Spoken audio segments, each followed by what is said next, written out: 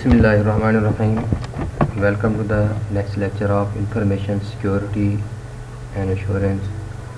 आज के इस लेक्चर के अंदर हम कर्बरस के बारे में पढ़ेंगे कि ये हमारे पास कर्बरस क्या है। बेसिकली ये कर्बरस हमारा नेटवर्क ऑथेंटिकेशन प्रोटोकॉल है। हम इसके ज़रिए क्या क्या कर सकते हैं, हमने ये कैसे वर्क करता है और इसके क्या क्या ड्रॉबैक्स हैं या क्या क्या बेनिफिट्स हैं, वो हम आज के लेक्चर के अंदर डिस्कस करेंगे। इसकी कैलकुलेशंस तो मैं आप लोगों को मैथमेटिकल कैलकुलेशंस तो नहीं कराऊंगा, लेकिन हम नेक्स्ट लेक्चर के अंदर होप्सो RC4 को जब हम डिस्कस करेंगे उसकी मैथमेटिकल कैलकुलेशंस करेंगे। उसके अंदर हम प्लेन टेक्स्ट वगैरह ये सारी चीज़ें जितनी भी हैं, प्लेन टेक्स्ट को सर्वर टेक्स्ट कैसे इनक्रिप्ट किया जाता है, वो हम उसके अंदर डिस्कस करेंगे। अब इसके अंदर इस तरह की कोई ये हमारे पास एज सच इस लेक्चर के अंदर हमारी कोई इस तरह की मैथमेटिकल कैलकुलेशन तो नहीं है, लेकिन आप लोगों ने इसको गौर से देखना है कि ये वर्क कैसे करता है, कैसे ये किस काम के लिए बनाया गया। What is Kerberos? Kerberos network authentication protocol developed at MIT in the mid 1980 के अंदर ये बनाया गया था। कर्बरस इज़ अ 3-headed डॉग। कर्बरस को 3-headed डॉग क्यों कहा जाता है? क्योंकि इसका नाम इसी के 3-headed डॉग सिक्योरिटी की वजह से क्या किया गया था, रखा गया था। जैसे यहाँ पे आप लोगों को डायग्राम में यहाँ पे नज़र आ रहा है, यहाँ पे कोने में मैंने एक डायग्राम लगाई हुई है, तो इसका मतलब ये आप लोगों को ये नहीं है कि ऐसे फजूल लगी हुई है। ये 3-headed डॉग, इनके तीन ये मिलकर क्या कर रहे हैं, ये 3 डॉग जैसे बैठे हुए हैं और एक ही काम के लिए बैठे हुए हैं। यानी इनकी बॉडी एक है और ये हमारे पास क्या है, डिफरेंट इनके हेड हैं। अवेलेबल एज ओपन सोर्स और इन सपोर्टेड कमर्शियल सॉफ्टवेयर हमारा ओपन सोर्स है, ठीक है। आप लोग इसको क्या कर सकते हो, डाउनलोड करके यूज़ कर सकते हो, इम्प्लीमेंट कर सकते हो। यूजेस प्राइवेट की cryptography for providing the authentication across the open network. हमने लास्ट में एसिमेट्रिक क्रिप्टोग्राफी के बारे में पढ़ा था, जिसको हमने कहा था कि पब्लिक की क्रिप्टोग्राफी भी कहा जाता है। और एसिमेट्रिक हमारे पास क्रिप्टोग्राफी के अंदर हम प्राइवेट की या पब्लिक की यूज़ करते हैं इनक्रिप्शन या डिक्रिप्शन के लिए। तो ये भी हमारे पास प्राइवेट की यूज़ करता है, इनके एसिमेट्रिक क्रिप्टोग्राफी है। तो यहाँ पे आप देखें कि व्हाट विद द 3 हेड्स, ये 3 हेड्स की हम जो बात कर रहे हैं ये क्या हैं, जो अभी हम डॉग की बात कर रहे थे। तो ये 3 हेड्स बेसिकली हमारे पास authentication, authorisation and accounting. Authentication का मतलब क्या होता है कि हम उस यूज़र को confirmation that a user who is requesting service is a valid user of the network service is requested, कि एक वैलिड यूज़र है जो नेटवर्क सर्विसेज की क्या कर रहा है, रिक्वेस्ट कर रहा है। यूज़र को ऑथेंटिकेट करना होता है। फिर होता है हमारे पास ऑथराइजेशन। ये हम बार बार पढ़ चुके हैं कि इन दोनों का डिफरेंस है, ऑथेंटिकेशन एंड ऑथराइजेशन। ऑथेंटिकेशन में यूज़र को पहले चेक किया जाता है कि वो ऑथेंटिकेट यूज़र है या नहीं है। फिर उसके बाद ऑथराइजेशन का मतलब ये होता है कि उसको ऑथराइज़ किया जाता है कि वो किन किन सर्विसेज के लिए एलिजिबल है, कौन सी सर्विसेज उसे अलाउ हैं, कौन सी सर्विसेज अलाउ नहीं है। तो यहाँ पे confirmation that user is requesting service is a valid user of the network service requested, तो ये हमारी ऑथेंटिकेशन है। तब हम ऑथराइजेशन, सेकंड जो हमारे पास इसका हेड है वो क्या है, authorization. The granting of the specific type of services to your user based on their authentication, उसकी ऑथेंटिकेशन की बेस के ऊपर फिर उसको कौन कौन सी सर्विसेज मिलनी है, what services they are requesting and the current system state, कि वो कौन सी सर्विसेज की रिक्वेस्ट कर रहा है और करंट सिस्टम स्टेट क्या है। ये सारी किसके अंदर चेक की जाती है, ऑथराइजेशन के अंदर। यूज़र को ऑथराइज किया जाता है कि वो उस जो सर्विसेज की रिक्वेस्ट कर रहा है वो उस सर्विस के लिए वो एलिजिबल भी है या नहीं है। इसी तरह हमारे accounting, tracking of the consumption of the network resources by user, user जो जितने भी नेटवर्क रिसोर्सेज कंज्यूम कर रहा है वो कितने हैं, उसकी वो अकाउंटेबिलिटी अकाउंटिंग कहलाता है। तो ये हमारे पास जो है कर्बरस है, ठीक है, ये बेसिकली 3-headed डॉग इसको इसलिए कहा जाता है कि ये हमें ऑथेंटिकेशन भी प्रोवाइड करता है, ऑथराइजेशन भी प्रोवाइड करता है और अकाउंटिंग भी हम इसके अंदर कर सकते हैं। What can it do? Kerberos is mostly used in the application level protocol such as Telnet, जो हमारे रिमोटली एक्सेस करने के लिए यूज़ होता है किसी भी सिस्टम को, और FTP file transfer protocol to provide the user to host security. It also used to less frequently as the implicit authentication system of the data stream, ठीक है। हमारे पास इम्प्लिसिटली एक सिस्टम के ऊपर, जैसे लोकल सिस्टम को भी क्या करने के लिए ऑथेंटिकेट करने के लिए यूज़ होता है, जैसे विंडोज़ 2000 के अंदर, ठीक है, ये कर्बरस ही इम्प्लीमेंट किया गया था। ये पासवर्ड देने, पासवर्ड चेक करने के लिए, पासवर्ड प्रोटेक्टेड और उनको फिर मैच वगैरह करने के लिए कर्बरस ही यूज़ होता था।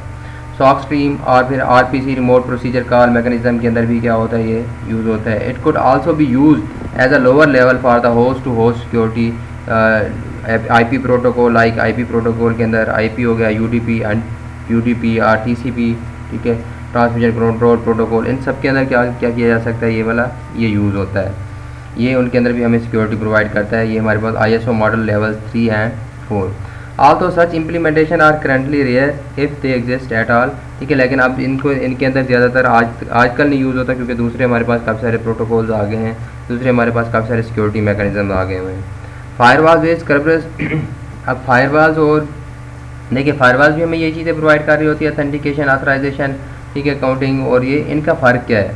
इन दोनों में फ़र्क यह है कि फायरवॉल्स में ये अज्यूम किया जाता है कि जो हमारा अटैकर है वो हमेशा आउटसाइड से आ रहा है, लेकिन जो हमारे पास हम कर्बरस की बात करते हैं तो ये रियलिटी में, जैसे रियलिटी क्या है, हमारा अटैकर जो है वो इनसाइडर है, तो ये हमारे कर्बरस इनसाइडर को भी चेक करता है, आउटसाइडर को भी चेक करता है। तो firewall make a risky assumption that attackers are coming from the outside. In reality attacks frequently come from within, जो हमारे ऑर्गेनाइजेशन के अंदर से काफ़ी सारे अटैक्स हमें हो रहे होते हैं। तो कर्बरस अज्यूम दैट नेटवर्क कनेक्शन, वो हमारे नेटवर्क कनेक्शन को चेक करता है, मीन के rather than the server and the work station are the weak link in the network security.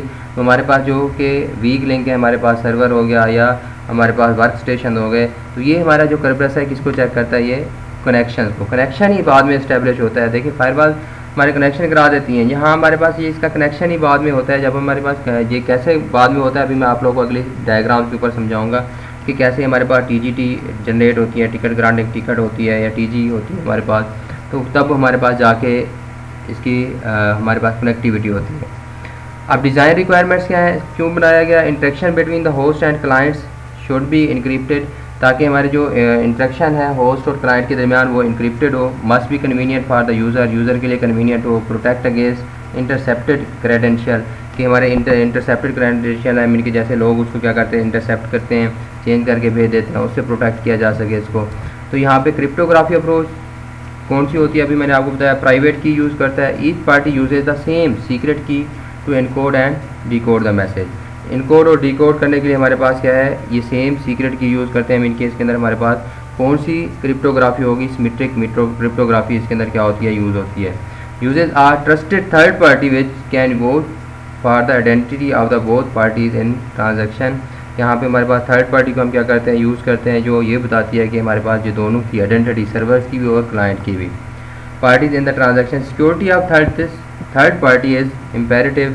Third party की भी सिक्योरिटी हमारे पास क्या है, इसके अंदर अहम है, उसको भी चेक किया जाता है कि वहाँ से कहाँ से हमारे पास क्या है, कौन हमें क्या कर रहा है, ये ऑथेंटिकेट कर रहा है कि दोनों हमारी थर्ड पार्टी मिलके क्लाइंट एंड सर्वर दोनों क्या है, ट्रस्टेड है। और फिर हमने ये भी श्योर करना है कि हमारी थर्ड पार्टी जो हमें क्या कर रही, सिक्योरिटी प्रोवाइड कर रही है, वो भी ट्रस्टेड है। अब यहाँ पे इसके कितने फेजेज़ हैं, हाउ डज कर्बरस वर्क, कर्बरस किस तरह काम करता है, इसके कितने फेजेज़ हैं काम के, कंसिस्ट ऑफ 3 फेजेज़, 3 फेजेज़ हैं इसके बेसिकली।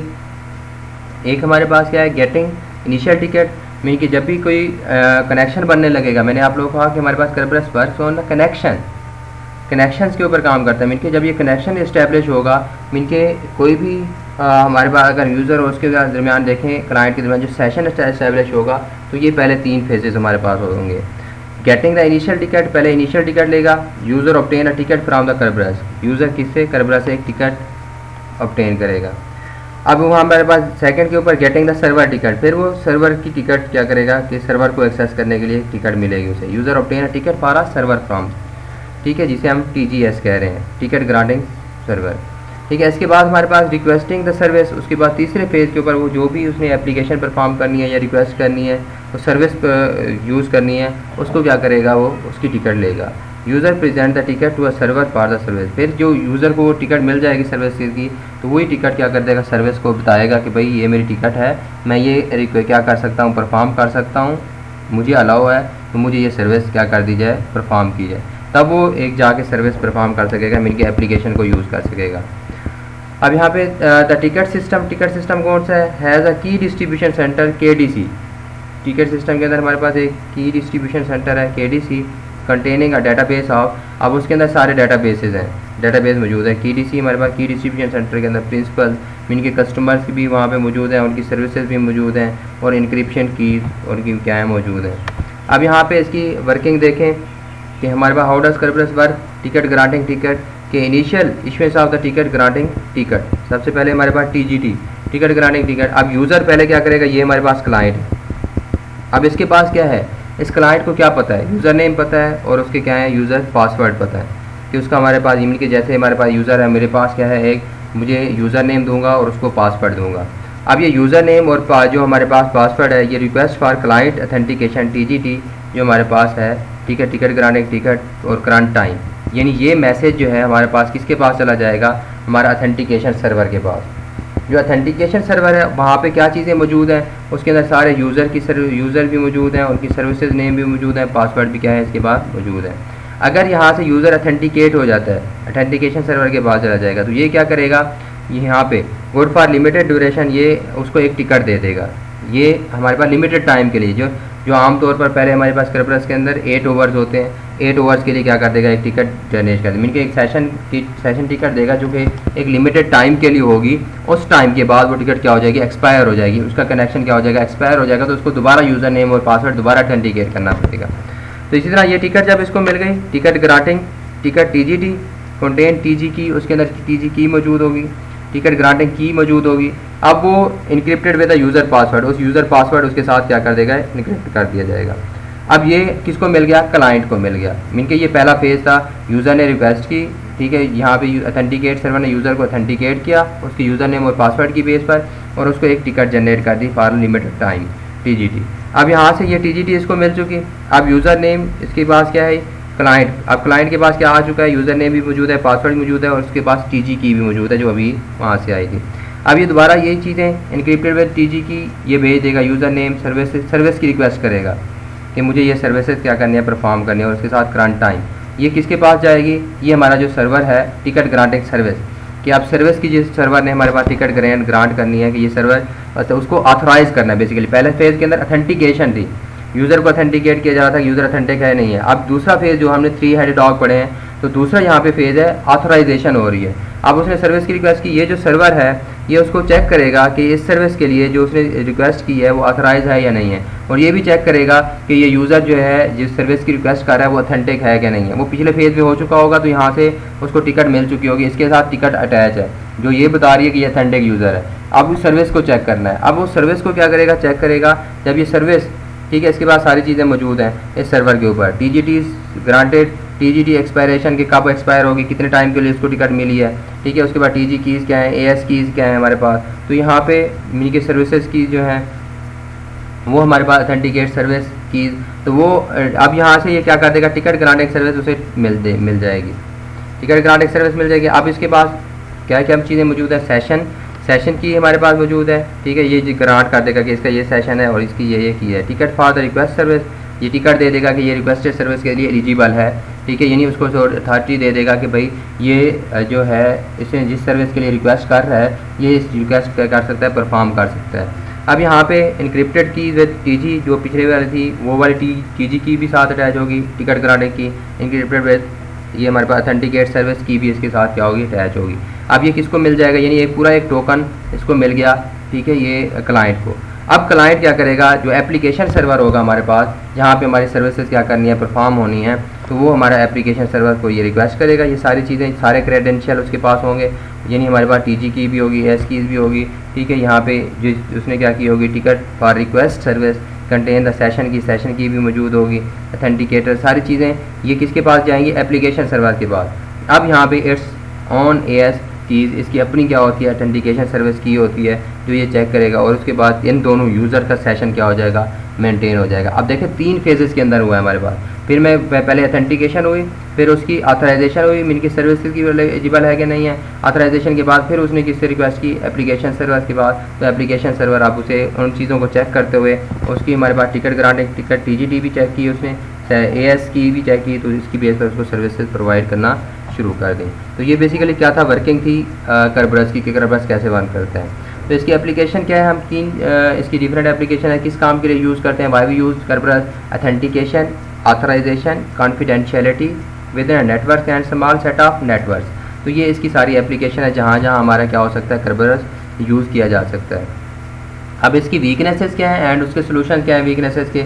इफ़ अगर हमारे पास जो टीजीटी इसकी वीकनेस है कि सपोज जो पहले स्टेप के अंदर हमने देखा टीजीटी क्या हुई, उसको असाइन हुई, अगर वो चोरी हो जाती है, can be use to access the network services, तो उसको क्या किया जा सकता है, नेटवर्क सर्विसेज के लिए क्या यूज़ किया कर सकता है कोई भी जो उसको क्या कर रहा है, जो स्टॉल कर रहा है, चोरी कर रहा है। तो इसका सोल्यूशन क्या है हमारे पास, only a problem until ticket expire in a few hours. तो इसका सोल्यूशन ये है कि वो टिकट जो है कुछ ओवर के लिए के बाद क्या हो जानी चाहिए, एक्सपायर हो जानी चाहिए, या कि अगर वो चोरी भी हो गया तो उसके एक्सपायरेशन के बाद उसको दोबारा क्या करना पड़े, ऑथेंटिकेट करना पड़े।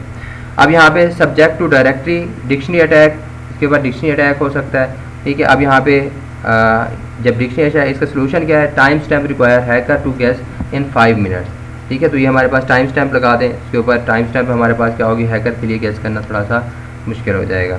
Very bad if authentication server compromise, अगर सर्वर ही कंप्रोमाइज़ हो जाता है, हमारे पास जो ऑथेंटिकेशन सर्वर है उसके ऊपर अटैक हो जाता है, वो कंप्रोमाइज़ हो जाता है, फिर क्या होगा, physical protection for the server.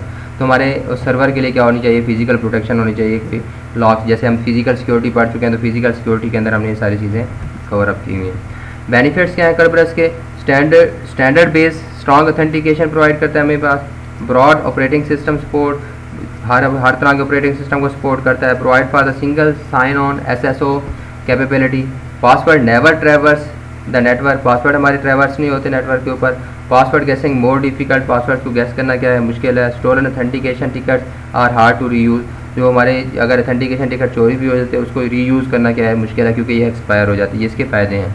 Limitation क्या है इसकी, इनके इसके नुकसान क्या हैं, recent modification attempt to address the this problem, public key cryptography for client authentication and cross realm authentication issues are not resolve. तो अभी तक इस तरह की पब्लिक की इसकी ऑथेंटिकेशन है, क्रॉस रियल ऑथेंटिकेशन है, तो ये कुछ इश्यूज़ हैं जो अभी तक रिजॉल्व नहीं हुए, इसकी काम कर रहे हैं। तो यहाँ अगर आप लोग इसकी इम्प्लीमेंटेशन देखना चाहते हो, करबरस की implementation, Kerberos 5 protocol is design describe in RFC 1514, ये हमारे पास लिंक दिए हुए हैं कि इसकी कहाँ इम्प्लीमेंटेशन है, मेजर इम्प्लीमेंटेशन MIT करबरस। तो ये आप लोगों ने इसकी ये जो लिंक दिए हुए हैं इसके अंदर आप लोग इनको विज़िट कर सकते हो, जहाँ से आप लोग इसकी इम्प्लीमेंटेशन के बारे में मिल जाएगा कि कहाँ implementation. All implementation have similar commands and interface, तमाम इम्प्लीमेंटेशन की जितनी भी हैं कमांड भी सेम है और इंटरफेस भी सेम है। They are compatible for authentication, administrative interfaces are not always compatible. तो ये सारी चीज़ें आप लोगों को इसकी मिल जाएंगी हमारे पास। कॉमन यूज़र कमांड, इसकी कौन कौन सी कमांड यूज़ होती हैं, कैनेट ऑब्टेन, ठीक है। ये आप लोगों का कमांड यहाँ पे मैं इसलिए नहीं बता रहा क्योंकि मैं अगर इसकी इम्प्लीमेंटेशन कराता तो आप लोगों को ये सारी चीज़ें क्या हो जाती, क्लियर हो जाती। तो ये नेट हमारे पास obtain and cache Kerberos ticket granting ticket, ठीक है, use to authenticate with the KDC, जो हमारे पास की डिस्ट्रीब्यूशन की से क्या करने के लिए सेंटर से इसको ऑथेंटिकेट के लिए यूज़ होते हैं। के लिस्ट, ठीक है, ये के नेट। उसके बाद हमारे पास के लिस्ट कैशेड करबरस टिकट्स, कैशेज की हमारे पास उसकी लिस्ट देखने के लिए यूज़ होती है। की डिस्ट्रॉय, ठीक है, destroy the Kerberos ticket use to clear out the ticket cache. K admin, तो करबरस डेटाबेस एडमिनिस्ट्रेशन प्रोग्राम, ठीक है। के टोटल करबरस की टैब फाइल मेंटेनेंस यूटिलिटी, इन सब के लिए क्या होती है हमारे पास ये कॉमन कमांड हैं जो यूज़ होती हैं। अब step by step process for installation of the Kerberos को कैसे इंस्टॉल करना है, ये आप लोग की असाइनमेंट भी है और आप लोग के इसके स्टेप्स आप लोग के एग्ज़ाम में भी आ सकते हैं। तो ये एक लिंक दिया हुआ है, इसके ऊपर आप लोगों को विंडोज़ के ऊपर आप किस तरह इंस्टॉल कर सकते हो, ठीक है। KFW जितनी भी एक इस लिंक के ऊपर क्लिक करेंगे तो आप लोग क्या एक टैब खुल जाएगा जिसके अंदर सारा स्टेप बाय स्टेप प्रोसीजर दिया होगा इसकी इंस्टॉलेशन का। आई होप ये आप लोगों के लिए करबरस के बारे में आप लोगों को समझ आ गई होगी। ये हमारे पास एक इन्फॉर्मेटिव लेक्चर था करबरस कैसे काम करता है, और आप लोग की ये असाइनमेंट है कि आप लोग करबरस इंस्टॉल करेंगे और करबरस की इंस्टॉलेशन के बाद उसकी देखेंगे कि कैसे कैसे हमारे पास इसकी एप्लीकेशन कौन कौन सी हैं, कैसे आप उसे क्या कर रहे हो, यूज़ कर रहे हो। मेरी अल्लाह ताला से यही दुआ है आखिर में हमेशा की तरह कि अल्लाह ताला मुझे आप लोग के लिए कोई ना कोई बेनिफिशियल लेक्चर बनाने की तौफीक दे, और मुझे अल्लाह ताला अपनी जॉब का, अपनी नौकरी का हक़ अदा करने की तौफीक दे, और आप लोग को हमेशा खुश रखे, जीते रहें, खुश रहें, आबाद रहें। Wish you best of luck for upcoming lectures, for your exam and future semesters. Thank you very much.